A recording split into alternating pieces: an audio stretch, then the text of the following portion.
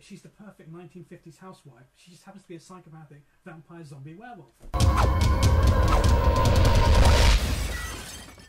Let us go then to the first web series that we looked at this week. You can find it on the internet at www.vampirezombiewerewolf, that's easy for me to say, .com.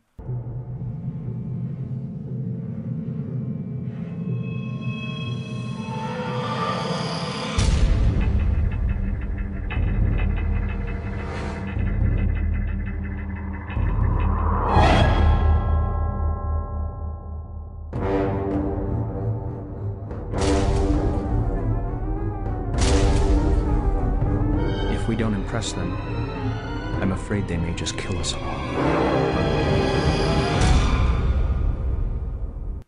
The whole series of 9 episodes is now available to watch online. But not just 9 episodes, they've got lots of extras on there as well. They've got like director's commentary, and one of the characters, Balthazar the vampire, reviews web series, and they've actually got extras of him doing reviews of web series. But the story of Vampire Zombie Werewolf is a young Hollywood producer who makes lots of low-budget web series. Werewolf Fester in order. It was a zombie coroner. It's very cheap, low-budget Sandwiches stuff. Yes. Horror parody goes to meet 2 vampire zombie werewolves, Bunny and Tad, who are a couple, and they want to commission him to make a web series about themselves. Sounds kind of meta to me. Is that fair to say? But yeah, it is. It's a very self-referential series. The jokes are if you want to succeed making a web series, a horror web series, you make it about vampires because vampires like to watch it. And of course, we've reviewed a lot of vampire web series. We have. It seems every week there's a new vampire show. Conceptual-wise, also the mix, it made me think a bit of Being Human. Right. But I felt it was a bit lighter and a bit Lighter, more enjoyable in tone. So funny? Was it funny? It's funny. Yes. Was it funny? It is funny. Yeah. It's funny. I think the thing that really works for Vampire Zombie Werewolf is actually just the characters are actually quite lovable.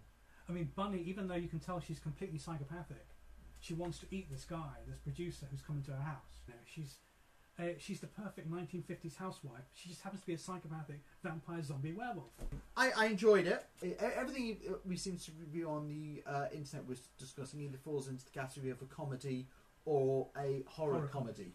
We have come across a few shows like this. It did give it a new spin to it. The characters are very, very likeable. And I think what really kind of like worked about it, it's got this sitcom like Friends type feel to it. It's actually about a YouTube series, which actually gives it a very different kind of feel to it. That's its vibe. Its USP, its unique selling point. It is a spoof, as it were, on the creation of a YouTube show.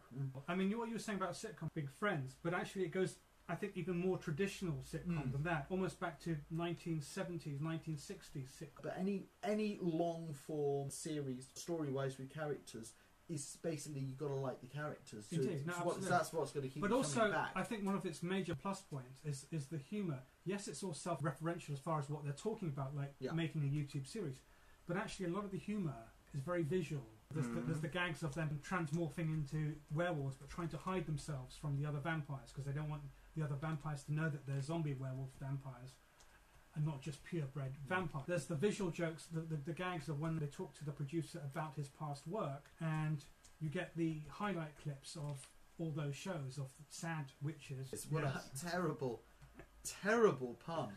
Oh, we've got Rob Padgett, the creator of the show, in the chat room. And he is saying that Bunny and Tad were fun to write.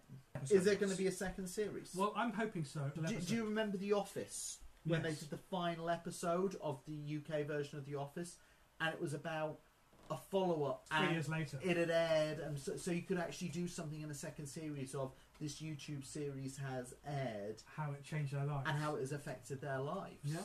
We loved it. We think you're going to enjoy it. I think so. Check it out, www.vampirezombiewerewolf.com.